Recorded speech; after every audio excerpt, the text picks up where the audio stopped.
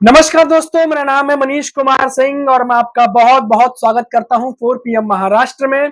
दोस्तों, इस वीडियो में हम महाराष्ट्र की दो बड़ी खबरों पे बात करने वाले हैं। पहला, महाराष्ट्र में बीजेपी को बड़ा झटका मिलने वाला है। दो और बड़े नेता जो है वो बीजेपी छोड़ सकते हैं और शरद पवार की पार्टी में शामिल हो सकते हैं। ये एक बहुत बड़ी खबर आ रही है। और दूसरी खबर जो है वो है शरद पवार से संबंधित। शरद पवार को इलेक्शन कमीशन से एक बड़ी राहत मिल गई है। एनसीपी, जो शरद पवार की एनसीपी है, उन्होंने शिकायत की थी इस चुनाव आयोग से एक चुनाव चिन्ह को लेकर के, जिसको हमने अपने पहले की वीडियोस में बताया भी था कि किस तरीके से तुरही बजाता हुआ एक आदमी जो है वो तुरही का ही एक मिलता जुलता एक इंस्ट्रूमेंट था जिसको दिया गया था, जिसकी वजह से एक जो सीट है लोकसभा चुनाव वहां पे काफी झमेला हो गया था उस चक्कर में। तो यहाँ से भी एक बहुत बड़ी राहत शरद पवार को मिलती दिखाई दे रही है। तो चलिए शुरुआत करते हैं सबसे पहले उस खबर से जिससे बीजेपी की टेंशन जो है वो बढ़ती दिखाई दे रही है। विधानसभा चुनाव के मद्देनजर अहमदनगर जिले में राजनीतिक गतिविधियां तेज हो गई है।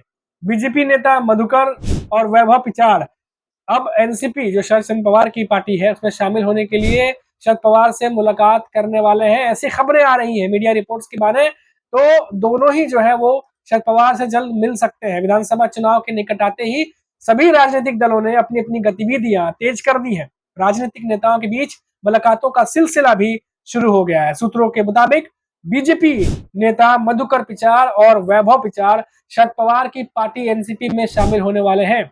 खबर है कि दोनों नेता आज आज जो है वो अकोला में एनसीपी प्रमुख शरद पवार से मुलाकात करेंगे।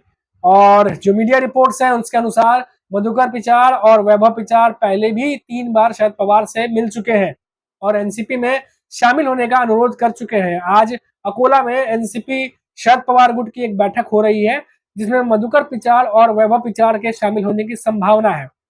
2019 में मधुकर पिचाड़ और उनके पूर्व विधायक वैभव बीजेपी में शामिल हो गए थे, लेकिन विधानसभा चुनाव में वैभव हार गए और एनसीपी की जो किरण लामटे हैं वो विजेता रही। मधुकर पिचाड़ एनसीपी के प्रदेश अध्यक्ष भी रह चुके हैं। 2019 में किरण लामटे ने वैभव पिचाड़ को हराया था। संभावना है कि उन्हें अकोला विधानसभा सीट जो है वो मिल सकता है। इस पृष्ठभूमि में सूत्रों के अनुसार पिचाड़ परिवार ने एनसीपी शरद पवार गुट में वापसी का फैसला किया है। अगर मधुकर पिचाड़ और वैभव पिचाड़ एनसीपी में वापस आते हैं शरद पवार की पार्टी में, तो अहमदनगर जिले का राजनीतिक समीकरण बदल सकता है। ये बीजेपी के लिए एक बड़ा झटका हो सकता है।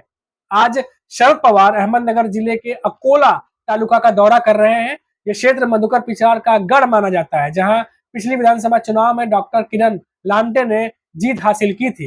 विधानसभा चुनाव और एनसीपी के विभाजन के बाद शरद पवार पहली बार अकोला जा रहे हैं और उनके स्वागत की तैयारी की गई है। वो अकोला तालुका के मुख्य महात्मा फुले चौक पर पहुंचेंगे और मधुकर पिचाड़ की एनसीपी में संभावित वापसी को लेकर चर्चा हो रही है और इस सिलसिले में लगे फ्लेक्स सभी का ध्यान खींच रहे हैं। यानी वहां जो होर्डिंग लगी हुई है वो तमाम होर्डिंग जो है उसको देख करके लग रहा है कि इस बार जो है वो पिचाड़ परिवार शरद पवार में शामिल होगा और ये बहुत बड़ा बीजेपी के लिए जो है वो झटका माना जा रहा है। अब देखिए, ये बीजेपी के साथ अभी हो रहा है, लेकिन इससे पहले कम से कम 29 पार्षद जो है वो ऑलरेडी अजीत पवार के एनसीपी का साथ छोड़ के शरद पवार के साथ जा चुके हैं। और अब ऐसे में सुनने में आ रहा है कि जो बीजेपी के नेता हैं वो भी अब शरद पवार के गुट में जा रहे हैं। इससे पहले ये पहली बार नहीं होगा कि ये दो नेता बीजेपी छोड़ करके शरद पवार में अगर जाते हैं। इससे पहले सूर्यकांता पाटिल भी, जो शरद पवार की पार्टी का हिस्सा हुआ करती थी, वो भी बीजेपी चली गई थी 2014 में, लेकिन 2024 में लोकसभा इलेक्शन के बाद अब वो वापस जो है वो शरद पवार की पार्टी में आ चुकी है बीजेपी को छोड़ के। और अगर हम बात करें अब दूसरी बड़ी खबर पर, तो शरद पवार जो है उनके लिए एक बहुत बड़ी राहत देने वाली खबर है। और आपको हमने बताया कि कैसे इलेक्शन कमीशन से एक बड़ी राहत जो है वो शरद पवार की एनसीपी को मिली है और चुनाव चिन्ह जो है उसको फ्रीज कर दिया है, जो उनकी पार्टी से मिलता जुलता जो चुनाव चिन्ह था, जिसकी वजह से कंफ्यूजन हुआ और शरद पवार की जो एनसीपी गुट से कहा गया कि उन्हें चुनाव जो है वो हारना पड़ा उस मिलते जुलते चुनाव चिन्ह की वजह से, जिससे वोट जो है वो बढ़ गए। राज्य चुनाव आयोग ने राष्ट्रवादी शरद पवार गुट के चुनाव चिन्ह तुरही वादक को बरकरार रखा है, जबकि चुनाव आयोग ने पिपानी और तुतारी चुनाव चिन्ह को फ्रीज करने का फैसला किया है। अब इससे विधानसभा चुनाव से पहले शरद पवार गुट को बड़ी राहत जो है वो मिली है। महाराष्ट्र विधानसभा चुनाव से पहले राज्य चुनाव आयोग ने एनसीपी शरद पवार गुट को एक बड़ी राहत दे दी है, जिसकी बात हम आपसे कर रहे हैं। चुनाव आयोग ने राष्ट्रवादी जो एनसीपी है शरद पवार गुट के चुनाव चिन्ह तुरही वादक को बरकरार रखा है, जबकि चुनाव आयोग ने पिपानी और तुतारी चुनाव चिन्ह को फ्रीज करने का फैसला किया है। एनसीपी ने जो एनसीपी नेता संजय पाटिल ने प्रेस कॉन्फ्रेंस में राज्य चुनाव आयोग द्वारा जारी पत्र को पढ़ा।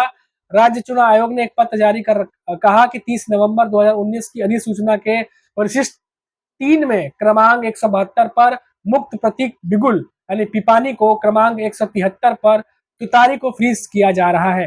उन्होंने कहा कि पिछले लोकसभा चुनाव में तुरही बजाता एक आदमी हमारा चुनाव चिन्ह था। हमने उद्घोष किया रामकृष्ण हरि बजाओ तुरही, लेकिन वहां एक तुरही का संकेत था। तो कुछ लोगों ने गलत बातें फैलाई और हमारा साइन गलत फैलाया गया। इससे कई लोकसभा क्षेत्रों में गलत संदेश गया। तो अब ये बहुत बड़ी खबर है। वैसे राज्य चुनाव आयोग ने जारी किया है आदेश और उन्होंने कहा है इसके बाद चुनाव आयोग ने 16 जुलाई को एक और आदेश जारी किया है और इसमें उन्होंने कहा है कि पिपानी और तुतारी दो अलग अलग प्रतीक चिन्ह है और जिन्हें फ्रीज किया जा रहा है। ये हमारे लिए राहत की बात है। अब हमें उम्मीद है कि भारत निर्वाचन आयोग भी इस संबंध में उचित निर्णय लेगा।